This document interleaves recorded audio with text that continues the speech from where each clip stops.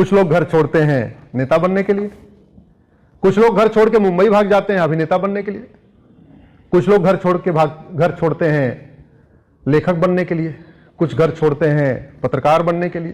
पत्रकार कितने बैठे हैं भाई? कुछ घर छोड़ते हैं कलमकार बनने के लिए, कुछ घर छोड़ते हैं हीरो हीरोइन बनने के लिए, कुछ लोग घर छोड़ते हैं पंडा पुजारी बनने के लिए, कुछ लोग घर छोड़ते हैं कथावाचक बनने के लिए, कुछ लोग घर छोड़ते हैं पैसा कमाने के लिए, कुछ लोग घर छोड़ते हैं मकान दुकान बनाने के लिए, कुछ लोग घर छोड़ते हैं खेत खलिहान बनाने के लिए, कुछ लोग घर छोड़ते हैं व्यापार करने के लिए, कुछ लोग घर छोड़ते हैं लखपति बनने के लिए, कुछ घर छोड़ते हैं करोड़पति बनने के लिए, कुछ लोग घर छोड़ते हैं अरबपति बनने के लिए, कुछ लोग घर छोड़ते हैं मोक्ष प्राप्ति के लिए। लेकिन भारत में कुछ ऐसे भी हैं जिनको इसमें से कुछ भी नहीं चाहिए और फिर भी घर छोड़ देते हैं भारत माता की जय करने के लिए, वंदे मातरम करने के लिए, और उनको हम संघ का प्रचारक करते हैं। आइए एक बार सभी संघ के प्रचारकों को प्रणाम करें, उनका अभिनंदन करें, उनका सम्मान करें। जो है उनको दंडवत प्रणाम करें, जो नहीं है उनका वंदन करें। अब सवाल यह है कि उनको कुछ नहीं चाहिए इसमें से, तो चाहिए क्या?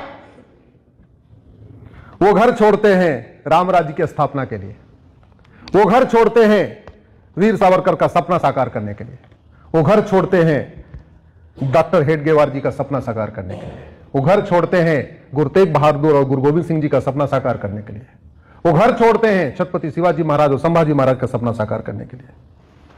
क्या चाहता है संघ का स्वयंसेवक?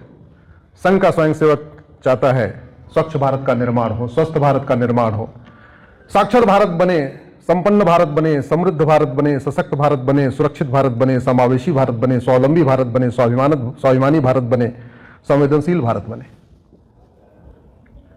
हम घर छोड़ते हैं मकान बनाने के लिए और वो घर छोड़ते हैं हम सबका मकान बचाने के लिए।